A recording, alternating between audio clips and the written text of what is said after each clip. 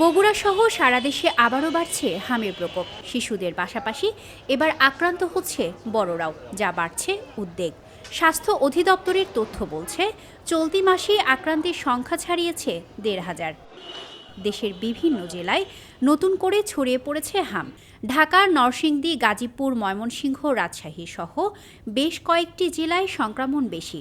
অন্যান্য জেলাতেও শিশুদের পাশাপাশি প্রাপ্তবয়স্কদের আক্রান্ত হওয়ার খবর পাওয়া যাচ্ছে। এরই মধ্যে বগুড়ায় হামে আক্রান্ত হয়ে মোহাম্মদ আলী হাসপাতালে ভর্তি হয়েছেন ৩৪ বছর বয়সী মর্জিনা খাতুন। জ্বর, শরীরে ফুসকুড়ি ও দুর্বলতা নিয়ে হাসপাতালে এলে চিকিৎসকরা তাকে হামে আক্রান্ত রোগী হিসেবে শনাক্ত করেন।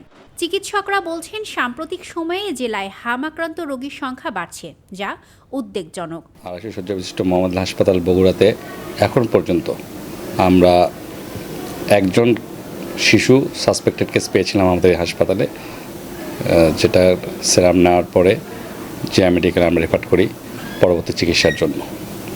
আর মেডিসিনের আন্ডারে আমাদের ৩৮ বয়স্ক একজন ভর্তি আছেন। কাশি থাকবে, নাক দিয়ে পানি পড়বে, সর্দি থাকবে বেশি, শরীরে অবসাদ ভাব থাকতে পারে, তাদের শরীরে র্যাশের মতো দেখা যাবে। হামে আক্রান্ত যদি হয়ে থাকে রোগী, সেটা কিন্তু র্যাশ ওঠার আগে থেকেই সে আক্রান্ত, এটাও মাথায় রাখতে হবে। সুতরাং তার কাছ থেকে বাকি লোকদেরকে ছড়ানোর এটাও একটা সুযোগ।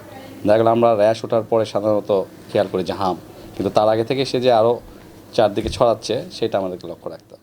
স্বাস্থ্য বিশেষজ্ঞদের মতে, দীর্ঘদিন টিকাদান কার্যক্রমে ঘাটতি এবং অনেকের টিকা না নেওয়ার কারণেই আবারও এই সংক্রমণ বাড়ছে।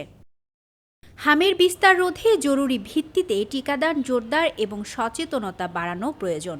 না হলে পরিস্থিতি আরও জটিল হতে পারে। স্মৃতি সঞ্চয়িতা অর্থী, দৈনিক করতোয়া।